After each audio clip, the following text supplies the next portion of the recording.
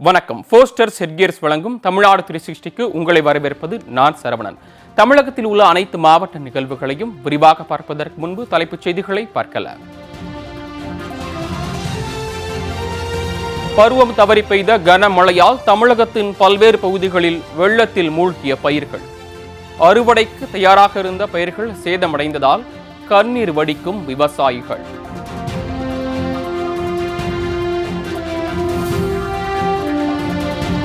குன்னூர் அருகே உணவு மற்றும் குடிநீர் தேடி பயணித்த காட்டு யானைகள். குன்னூர் மேட்டுப்பாளையம் தேசிய நெடுஞ்சாலையில் போக்குவரத்து நிறுத்தம்.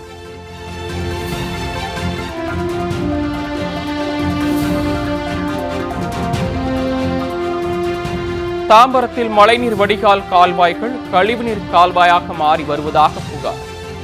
டெங்கு காய்ச்சல் பரவும் அபாயம் ஏற்பட்டுள்ளதால் பொதுமக்கள் அச்சம்.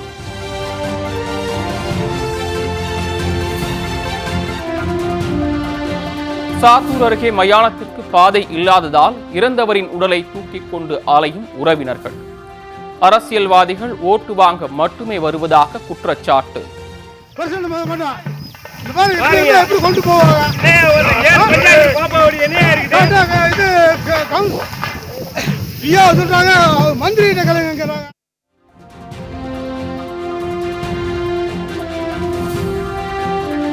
வேடச்சந்தூர் அருகே இந்துக்களை போல அங்க பிரதட்சணம் செய்த கிறிஸ்தவ மக்கள். புனித அந்தோனியார் திருவிழாவை ஒட்டி நேர்த்திக்கடல்.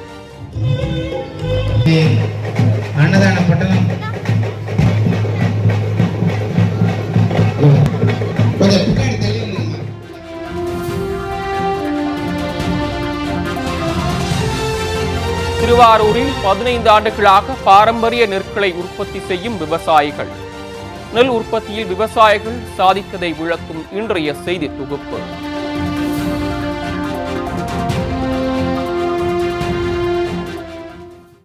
இனி விரிவான செய்திகள். பருவம் தவறி பெய்த கனமழையால் நாகை, தஞ்சாவூர், மயிலாடுதுறை உள்ளிட்ட இடங்களில் பல ஆயிரம் ஏக்கர் விளைநிலங்கள் வெள்ளக்காடாக மாறியுள்ளன. நாகை குறுவை சாகுபடி பொய்த்து போன நிலையில் விவசாயிகள் சம்பா பயிர்களை சாகுபடி செய்து வருகின்றனர். 1,60,000 ஏக்கர் பயிரிடப்பட்டுள்ள சம்பா பயிர்களை அறுவடை செய்யும் பணி நடைபெற்று வருகிறது. இந்நிலையில் கீழ்வேளூர், திருமருகல், கீழையூர், திருக்குவளை, தலைஞாயிறு உள்ளிட்ட இடங்களில் திடீரென தொடர்ந்து கனமழை பெய்தது. இதில் சுமார் 20,000 ஏக்கர் விளைநிலங்களில் மழைநீர் தேங்கி பயிர்கள் அழுகி வருகின்றன. அறுவடை நேரத்தில் பெய்த கனமழையால் விவசாயிகளின் வாழ்வாதாரம் கடுமையாக பாதிக்கப்பட்டுள்ளது.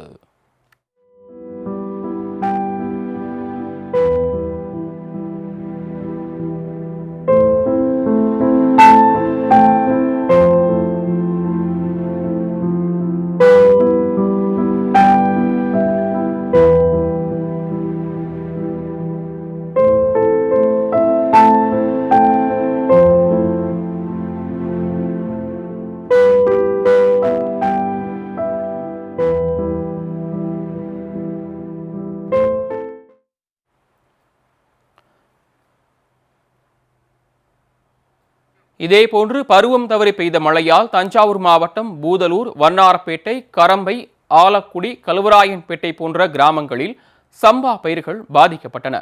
அறுவடைக்கு தயாராக இருந்த நெற்பயிர்கள் மழைநீரில் மூழ்கியதால் ஏக்கருக்கு 25 நெல் மூட்டைகள் கூட கிடைக்காது என விவசாயிகள் வேதனை தெரிவிக்கின்றனர். மழையால் பாதிக்கப்பட்ட பயிர்களை ஆய்வு செய்து உரிய இழப்பீடு வழங்குமாறு தமிழக அரசுக்கு விவசாயிகள் வேண்டுகோள் விடுத்துள்ளனர். இதனிடையே மயிலாடுதுறை மாவட்டம் தரங்கம்பாடியில் சுமார் 300 ஏக்கர் விளைநிலங்கள் மழைநீர் சூழ்ந்து காணப்படுகிறது. இதே நிலை நீடித்தால் ஓரிரு நாட்களில் ஒட்டுமொத்த நிலக்கடலை பயிர்களும் அழுகிவிடும் என்று விவசாயிகள் வேதனை தெரிவிக்கின்றனர். எங்கள் ஊரில் 80 ஹெக்டருக்கு மேலே கடலை சாகுபடி பண்ணுறோம். ஏன்னா இது அதிகமாக கடல் பகுதிங்கிறனால கடலை மட்டும்தான் அதிகமாக பயன்படுத்திகிட்டு இருக்கோம். போன மழைக்கு ஒரு 40 ஹெக்டருக்கு மேலே தண்ணி நின்று சுத்தமாக அழுவிட்டு, அப்படியும் அது இருந்து நாங்கள் காந்து பண்ணி திருப்பி 80 ஹெக்டர்னு கொண்டு வரும்போது இந்த மழை எங்களுக்கு சுத்தமாக பாதிப்பாயிட்டு. இப்போ என்ன பண்ணோன்னா, இந்த தண்ணி நிற்கிறதுனால வேறு அப்படியே பன்னாட வேறு தான் விழும். கடலை விட விடாது, வெறும் பன்னாட வேறு தான் விழும். போன இடம் போட்டதே ஆள் பிரிக்கிறதுக்கு எங்களுக்கு வரமாட்டாங்க. எங்களுக்கு கவர்மெண்ட்டு பார்த்து ரிட்டன் இந்த கடலை செடிக்கு ஒரு விதையும் உழவோட இயந்திரமும் எங்களுக்கு கவர்மெண்ட்டு கொஞ்சம் இப்போதைக்கு உதவி பண்ணால் நல்லாயிருக்கும்.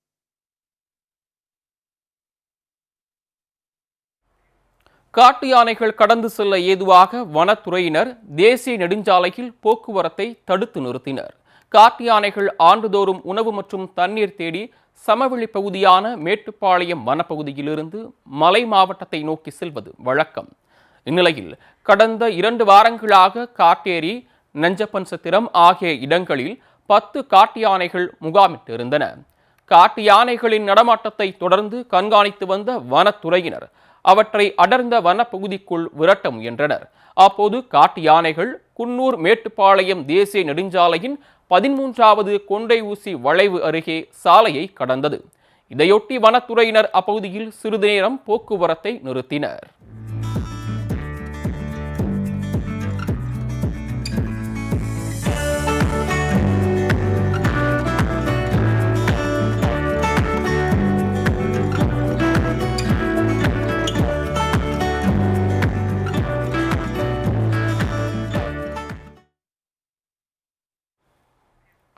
சென்னையை அடுத்த தாம்பரத்தில் மழைநீர் வடிகால் கால்வாய் கழிவுநீர் கால்வாயாக மாறி வருவதாக புகார் எழுந்துள்ளது. தாம்பரம் மாநகராட்சியில் மழைநீர் தேங்காமல் இருக்க பல கோடி ரூபாய் செலவில் வடிகால் கால்வாய்கள் அமைக்கப்பட்டது. இந்நிலையில் சிடிஓ காலனியில் வடிகால் கால்வாய்கள் தண்ணீர் எளிதாக செல்லும் வகையில் அமைக்கப்படவில்லை என கூறப்படுகிறது. இதனால் வடிகால் கால்வாயில் கழிவுநீரும் குப்பைகளும் தேங்கி காணப்படுகிறது. கழிவு நீரால் துர்நாற்றம் வீசுவது மட்டுமின்றி டெங்கு பரவும் அபாயம் உருவாகியுள்ளதாக சிடிஓ காலனி மக்கள் குற்றம் சாட்டியுள்ளனர். பல மாதங்களாக நீடிக்கும் இந்த பிரச்சினைக்கு தீர்வு காணுமாறு தாம்பரம் மாநகராட்சிக்கு அவர்கள் கோரிக்கை விடுத்துள்ளனர்.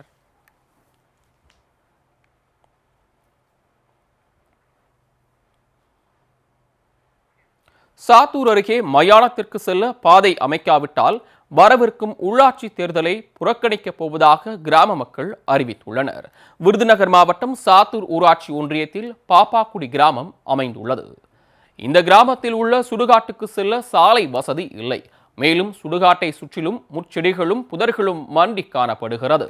இந்நிலையில் பாப்பாக்குடியை சேர்ந்த ராஜாலட்சுமி என்ற மூதாட்டி உடல்நலக்குறைவு காரணமாக காலமானார். இதனைத் தொடர்ந்து மூதாட்டியின் உடலை அவரது உறவினர்கள் மிகுந்த சிரமத்துடன் மயானத்திற்கு தூக்கிச் சென்றனர். அரசியல்வாதிகள் மயானத்திற்கு தேவையான அடிப்படை வசதியை கூட செய்து தராமல் ஓட்டு மட்டும் கேட்க வருவதாக அவர்கள் குற்றம் சாட்டினர்.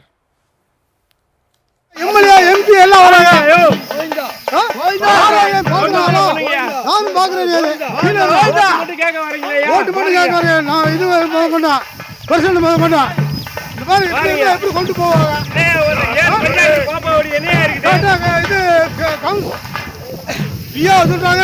மந்திரி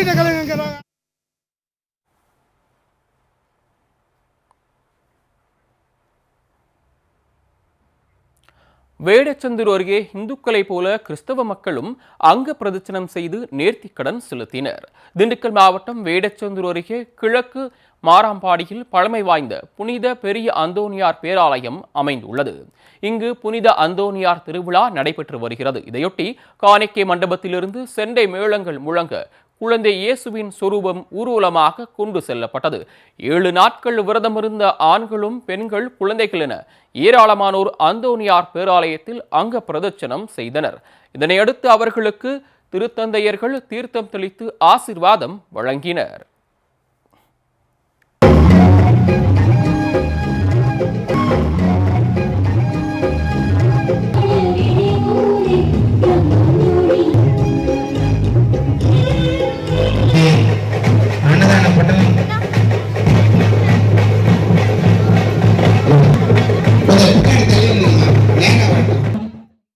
சங்கரன் கோயில் அருகே இடிந்து விழும் நிலையில் உள்ள மேல்நிலை நீர்த்தேக்க தொட்டியை இடித்து அகற்றுமாறு கிராம மக்கள் கோரிக்கை விடுத்துள்ளனர். தென்காசி மாவட்டம் சூலசேகரப்பேடி கிராமத்தில் மேல்நிலை நீர்த்தேக்க தொட்டி மூலம் குடிநீர் விநியோகிக்கப்பட்டு வருகிறது. நீர்த்தேக்க தொட்டியின் அடிப்பகுதி மற்றும் தூண்கள் சேதமடைந்து காணப்படுகிறது. இதனால் தண்ணீரின் பாரம் தாங்காமல் நீர்த்தேக்க தொட்டி எப்போது வேண்டுமானாலும் இடிந்து விழும் அபாயம் ஏற்பட்டுள்ளது. இதன் அருகில் குடியிருப்புகள் மற்றும் அரசு பள்ளி இயங்கி வருவதால் குலசேகரப்பேரி கிராம மக்கள் பெரும் அச்சத்துடன் அப்பகுதியை கடந்து செல்கின்றனர். பழுதடைந்துள்ள நீர்த்தேக்க தொட்டியை அகற்றக் கோரி பல முறை புகார் தெரிவித்தும் அதிகாரிகள் எந்த நடவடிக்கையும் எடுக்கவில்லை என கிராம மக்கள் குற்றம் சாட்டுகின்றனர். தாங்கி இடிஞ்சுக்கிட்டு இருக்கு. புள்ளக்காடு ஊரா இங்கதான் வந்து படிக்குங்க. என்ன புள்ளக்காடு இடிஞ்சு விழுந்தாலும் புள்ளக்காடு சேதமாயிரும். வீடு சுத்தி இருக்கு, கோயில் இருக்கு, எல்லாம் இதை இடிச்சு காலாக தட்டிட்டு புது டேங்கை நீங்க ஓபன் பண்ணணும். சீக்கிரம் எவ்வளவுக்கு எவ்வளவு செய்திகளோ எங்க ஊருக்கு நன்மை. இந்த மாதிரி சாக்கடை கூட இடிஞ்சு கிடக்கு. சாக்கடை குப்பையெல்லாம் சுத்தம் பண்ணணும். புள்ளக்காடு விளையாடுதுங்க. இதனால டெங்கு காய்ச்சல் நிறைய வருது. நீங்க தான் பாதுகாத்து கொடுக்கணும். ஸ்ரீரங்கம் ரங்கநாத சுவாமி திருக்கோயிலில் நம்பெருமாள் முத்துப்பாண்டியன் கொண்டை அலங்காரத்தில் எழுந்தருளி பக்தர்களுக்கு அருள் பாலித்தார். வைகுண்ட ஏகாதசி விழாவையொட்டி ஸ்ரீரங்கம் ரங்கநாத சுவாமி திருக்கோயிலில் நம்பெருமாள் கொண்டை ரத்தின காப்பு மற்றும் திருவாபரணங்கள் அணிந்து பக்தர்களுக்கு காட்சியளித்தார். மூலஸ்தானத்திலிருந்து சொர்க்கவாசல் வழியாக கோயில் தீர்த்த குளத்தை வந்தடைந்தார்.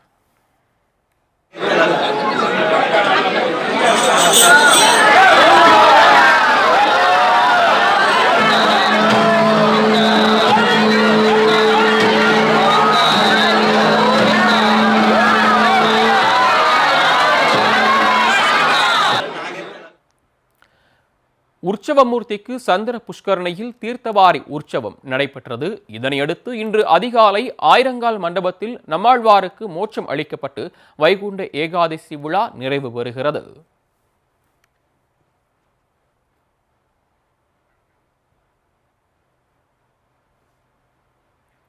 கோவை மாவட்டம் அன்னூர் அருகே கிராம மக்களே வேடமணிந்து ஹிரணிய நாடகத்தை நடத்தி காட்டி அசத்தினர். கோவை மாவட்டம் அக்கரை செங்கம்பள்ளி ஊராட்சியில் அமைந்துள்ளது வாக்கனாங்கொம்பு கிராமம். பல ஆண்டுகளுக்கு முன்பு இப்பகுதியில் பிளேக், காலரா போன்ற நோய்கள் பரவி பொதுமக்கள் கொத்து கொத்தாக மடிந்தனர். ஆன்மீக குருக்களின் அறிவுரையின்படி நோய் பரவலை தடுக்க இக்கிராம மக்கள் ஹிரணிய நாடகத்தை நடத்தியதாக கூறப்படுகிறது. இதனைத் தொடர்ந்து ஆண்டுதோறும் பொங்கல் பண்டிகை முடிந்த பிறகு வாக்கனாங்கொம்பு கிராமத்தில் இரணிய நாடகம் நடத்தப்படுவது வழக்கம். அந்த வகையில் இரணிய நாடகத்தை கிராம மக்கள் தத்ரூபமாக நடித்து காட்டினர். இந்த நாடகத்தில் உள்ள இரணிய கசிபு, பிரகலாதன், பெருமாள் போன்ற அனைத்து வேடங்களையும் வாக்கனாங்கொம்பு கிராம மக்களே ஏற்று நடித்தது குறிப்பிடத்தக்கது.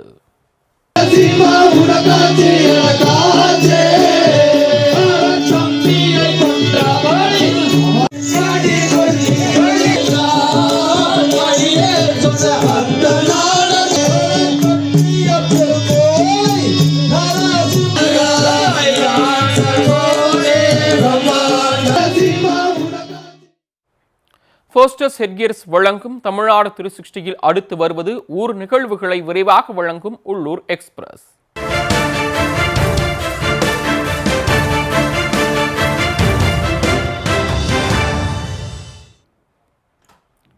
வேதாரண்யத்தை அடுத்த அகஸ்தியன் பள்ளியில் உள்ள உப்பளங்களில் பலத்த சூறைக்காற்று வீசியதால் இணைப்பு கொட்டகைகள் காற்றில் பறந்து சேதமடைந்தன.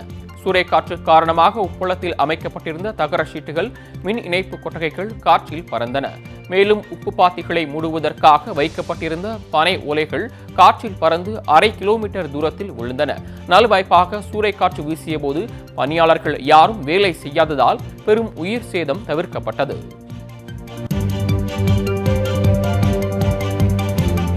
செங்கம் பழைய பேருந்து நிலையத்தில் உடைந்து காணப்படும் கழிவுநீர் கால்வாய்களை சீரமைக்குமாறு பொதுமக்கள் கோரிக்கை விடுத்துள்ளனர். பழைய பேருந்து நிலைய வணிக வளாகத்திற்கு அருகே புக்லைன் இயந்திரங்கள் சென்றதால் கழிவுநீர் கால்வாயின் மேற்பகுதிகள் சேதமடைந்ததாக கூறப்படுகிறது. இதனால் அந்த வழியாக செல்லும் பொதுமக்களும் வாகன ஓட்டிகளும் கழிவுநீர் கால்வாயில் தவறி விழுந்து வருகின்றனர். கழிவுநீர் கால்வாய் அதாவது கழிவுநீர் கால்வாய் சுத்தப்படுத்தும் போது மேலே இருக்கிற காங்கிரீட்லாம் உடைஞ்சி சேதமடைஞ்சது. உடனடியாக கூட நெடுஞ்சாலைத்துறையும் அவசரமாக பிரிட்ஜு போட்டு அதையும் ஒழுங்காக சரிவர முடிக்காம ரெண்டும் ரொம்ப டேமேஜ் ஆகுது. இதை சரிவர சுத்தம் செய்ய முடியாமல் உள்ளதால் நாங்கள் உள்ள வர வாகனங்கள் அவதிப்பட்டு வருகின்றன. நாங்கள் யூ ஆபீஸ்லயும் பெட்டிஷன் கொடுத்தோம், நெடுஞ்சாலைத்துறையும் பெட்டிஷன் கொடுத்தோம். யாரும் எந்த வர முயற்சி எடுக்கல. திண்டுக்கல் மாவட்டம் தோமையார்புரம் கிராமத்தில் புதிய ரேஷன் கடை திறக்கப்படாமல் காட்சி பொருளாக உள்ளதாக புகார் எழுந்துள்ளது. 500க்கும் மேற்பட்ட குடும்பங்கள் வசித்து வரும் இந்த கிராமத்தில் ரேஷன் கடை இல்லை. இதனால் கிராம மக்கள் 7 கிலோமீட்டர் தொலைவில் உள்ள ரேஷன் கடைக்கு செல்கின்றனர். நிலையில் தோமையார்புரம் கிராமத்தில் 9,77,000 ரூபாய் செலவில் புதிய ரேஷன் கடை அமைக்கப்பட்டது. கட்டுமான பணிகள் நிறைவடைந்து ஓராண்டுக்கு மேலாகியும் புதிய ரேஷன் கடை திறக்கப்படாமலேயே உள்ளது.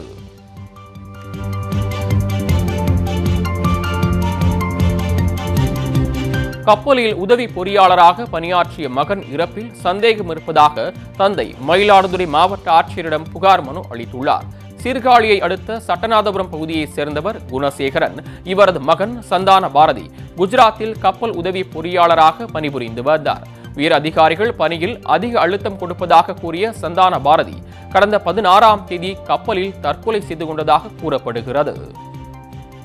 16ஆம் தேதி கருநாள் அன்னைக்கு எனக்கு பாம்பேல கப்பல்ல இருந்து போனடிக்கிறதா ஒரு கால் வந்ததுங்க.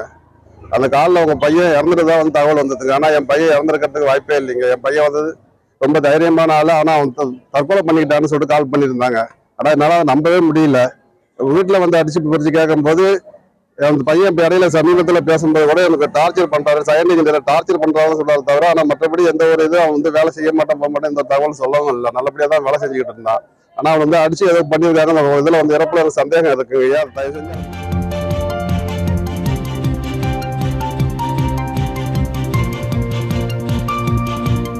சிவகங்கை மாவட்டம் திருப்பத்தூர் அருகே இளையாங்குடியில் உள்ள அங்காள பரமேஸ்வரி மற்றும் மலையாள கருப்பர் கோயிலில் கும்பாபிஷேக விழா வெகு விமரிசையாக நடைபெற்றது. இக்கோயிலில் புனரமைப்பு பணிகள் நிறைவு பெற்றதைத் தொடர்ந்து கும்பாபிஷேக விழாவிற்கு ஏற்பாடுகள் செய்யப்பட்டன. 4 கால யாக பூஜைக்கு பிறகு கடம் புறப்பாடாகி கோபுர கலசத்திற்கு கொண்டு செல்லப்பட்டது. இதனையடுத்து மேளதாளங்கள் முழங்க சிவாச்சாரியார்கள் கோபுர கலசத்தின் மீது புனித நீரை ஊற்றினர். விழாவில் கலந்து கொண்ட பக்தர்கள் மீது புனித நீர் தெளிக்கப்பட்டது.